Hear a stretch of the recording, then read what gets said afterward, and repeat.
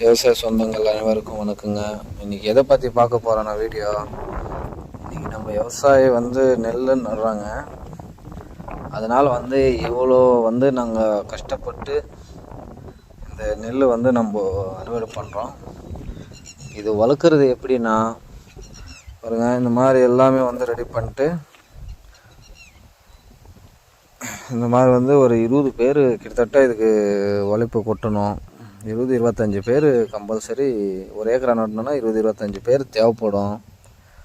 அதனால் நம்ம விவசாய சேனலுக்கு சப்ஸ்கிரைப் பண்ணுங்கள், சப்போர்ட் பண்ணுங்கள்.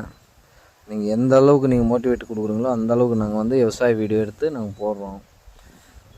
அப்புறம் நெக்ஸ்ட் நம்ம சந்தைகள் இருக்குங்க. நம்ம ஏரியாவில் பார்த்திங்கன்னா நிறைய சந்தை இருக்குது. கோழி, ஆடு, மாடு எல்லாமே. நெக்ஸ்ட் வீடியோ அது அப்லோட் பண்ணலான்னு இருக்கிறேன். நீங்கள் பாருங்கள், நீங்கள் எந்த அளவுக்கு எங்களுக்கு முக்கியத்துவம் கொடுக்குறீங்களோ அந்த அளவுக்கு நாங்கள் வீடியோ அப்டேட் பண்ணிகிட்டே இருக்கோம். நம்ம விவசாய சேனலுக்கு சப்போர்ட் பண்ணுங்கள்.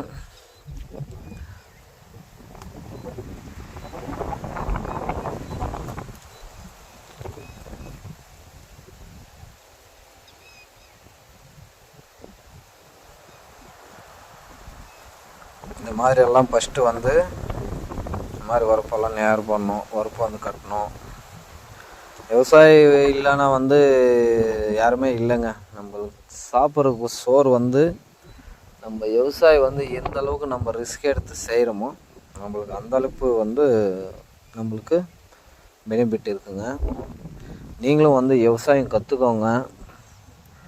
இன்னும் போக போக சோறு கிடைக்காது, அந்த நிலைமை நம்மளுக்கு உருவாகக்கூடாது. நம்ம எந்த அளவுக்கு நம்ம உழைப்பு இதில் கொட்டுறோமோ நம்மளுக்கு அந்த அளவுக்கு நம்மளுக்கு ஒர்த் இருக்கும்.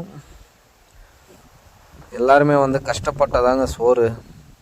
நம்ம கம்பெனிங்களில் இதெல்லாம் போய் நம்ம எவ்வளோ நம்ம உழைக்கிறோம். நைட்டு பகல் பார்க்காம எவ்வளோ நாங்கள் உழைக்கிறோம். எவ்வளோ உழைச்சாலும் நம்மளுக்கு விவசாயம் ஒரு டைம் இல்லைனாலும் ஒரு டைம் நம்மளுக்கு கை கொடுக்குங்க. இப்போ நம்மளுக்கு பார்த்தீங்கன்னா உதாரணத்துக்கு நம்மளது புதினா இது எல்லாமே இருக்குங்க. புதினா இந்த வருஷம் பார்த்தீங்கன்னா பரவாயில்லைங்க, 2000-3000 வரலும் விற்கிச்சு. இப்போ 2000 விற்றுன்னு இருக்குது. நம்ம ஒரு மாதத்துக்கு கரெக்டாக மாதத்துக்கு புதினா அறுவடை வந்துடுது. நம்ம விவசாயத்தில் எந்த அளவுக்கு நம்ம உழைப்பு கொட்டுறோமோ அந்த அளவுக்கு நம்மளுக்கு லாபம் இருக்கும். அதே மாதிரி விவசாயம் விடக்கூடாதுங்க. விவசாயம் நம்ம கஷ்டப்பட்டுட்டே இருக்கணும். கஷ்டப்பட்டு நம்ம எந்த அளவுக்கு நாங்கள் ரிஸ்க் எடுத்து பண்ணுறோமோ அந்த அளவுக்கு நம்மளுக்கு பெனிஃபிட்டுங்க. ஒரு 10 வருஷம்லாம் பார்த்தீங்கன்னா, இன்னொரு 10 வருஷம் போச்சுன்னா விவசாயம் யாரும் அந்த அளவுக்கு பண்ண மாட்டாங்க எனக்கு தெரிஞ்ச மாதிரி. ஒரு 10 வருஷம் போச்சுன்னா எல்லாம் கம்பெனிங்க உருவாகிட்டு இருக்கு.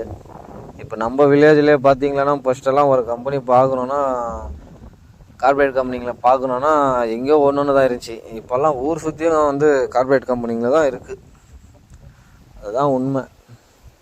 அதனால் விவசாயம் கைவிடக்கூடாது. விவசாயம் தான் நம்மளுக்கு தெய்வம் மாதிரி. நம்ம எந்த அளவுக்கு முயற்சி எடுத்து நம்ம செய்கிறோமோ அந்த அளவுக்கு நம்ம உழைப்பு வீணாக்காது.